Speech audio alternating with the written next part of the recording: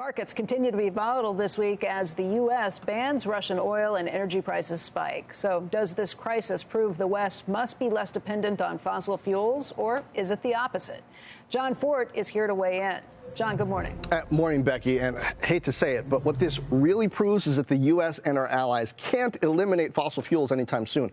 What we need is energy independence, not a sudden fairy tale shift to renewable energy across the board. That's because we can't just flip a switch and get both the U.S. and our allies operating on everything wind, hydro, and solar. I mean, those energy sources are great, but they're also expensive and not so portable. It'll take years to build up infrastructure for them, especially in Europe. Meanwhile, Vladimir Putin is living in the present. He's using Russia's oil and natural gas resources today as leverage to keep Europe from putting up too much of a long-term fight against his imperial ambitions. Now, how much leverage does oil give you? Well, the global economy runs on it, so much that U.S. officials are getting cozy with Venezuela this week and possibly Iran. Well, here's the reality check. The U.S. and allies need access to reliable oil and gas from countries whose leaders aren't murderous autocrats. The best way to do that is to amp up domestic oil production, boost policies that make it more affordable for our oil companies to drill. And that'd be great if the West were less dependent on fossil fuels, but first, we have to be less dependent on getting fossil fuels from countries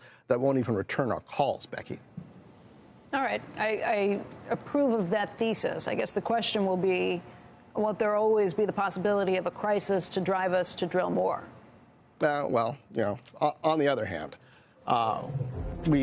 we have to be able to do more than one thing at a time, Becky. Yes, we need energy independence, including domestic oil and gas production, but it's more important to invest in cleaner energy and incentivize it. Because, look, as much oil and gas as we can drill and frack in the U.S., it's never going to be enough to supply fully our allies across the Atlantic. We're not going to build a natural gas pipeline from the Bakken to Germany. Right now, Russia supplies Europe with roughly a quarter of its oil, about 40% of its gas.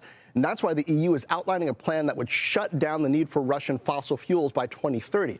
Europe's plan has two parts. One, get more energy from Qatar in the U.S. and boost the use of cleaner sources like hydrogen. And two, invest heavily in solar roofs and wind projects. The lesson of this Russian war in Ukraine isn't that the West needs to outdrill Russia. The lesson is that focused, coordinated action between the U.S. and Europe is good for sanctions, and it'll be good for energy policy.